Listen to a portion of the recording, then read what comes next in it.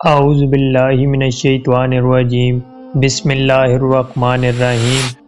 ایک خاتون حضرت داؤد علیہ السلام کی خدمت میں حاضر ہوئی اور عرض کیا، اے خدا کے نبی، کیا اللہ تعالیٰ ظالم ہے؟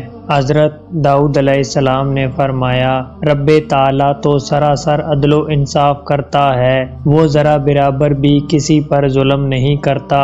اس نے کہا، اللہ تعالیٰ نے مجھ پر ظلم کیا ہے۔ حضرت داؤد علیہ السلام نے پوچھا، کون سا ظلم کیا ہے؟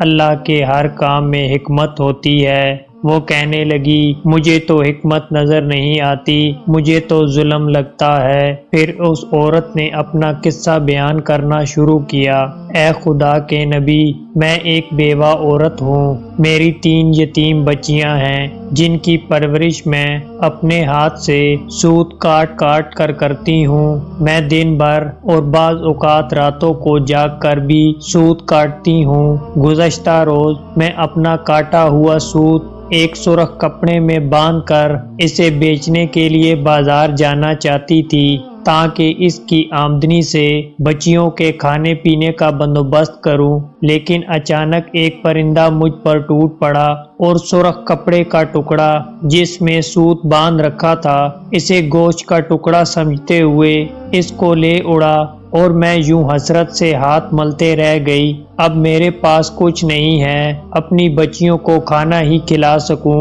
ابھی وہ خاتون حضرت داؤد علیہ السلام سے اپنی داستان بیان کر رہی تھی کہ اتنے میں آپ علیہ السلام کے دروازے پہ دستک ہوئی۔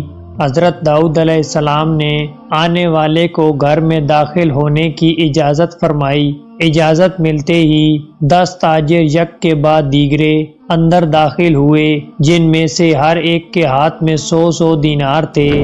تاجروں نے عرض کیا، خدا کے نبی، ہمارے ان دیناروں کو ان کے مستحق تک پہنچا دیں۔ حضرت داؤد علیہ السلام نے پوچھا، میرے پاس یہ مال حاضر کرنے کا سبب کیا ہے؟ تاجروں نے جواب دیا، خدا کے نبی، ہم سب ایک کشتی میں سوار تھے، اتفاقاً ایک زوردار آندھی آئی، کشتی میں ایک جانب سوراخ ہو گیا اور پانی کشتی میں داخل ہونا شروع ہو گیا۔ موت ہمیں سامنے نظر آ رہی تھی۔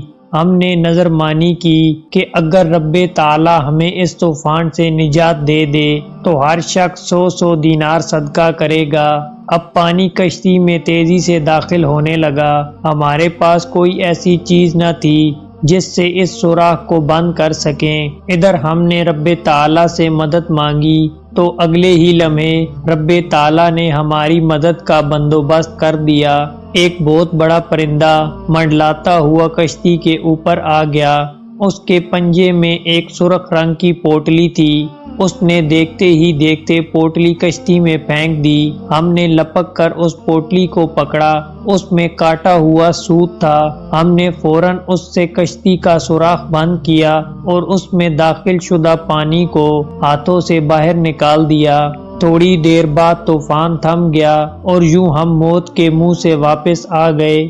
اب یہ صدقے کی رقم آپ کے ہاتھوں میں ہے، آپ جسے چاہیں اسے دے دیں۔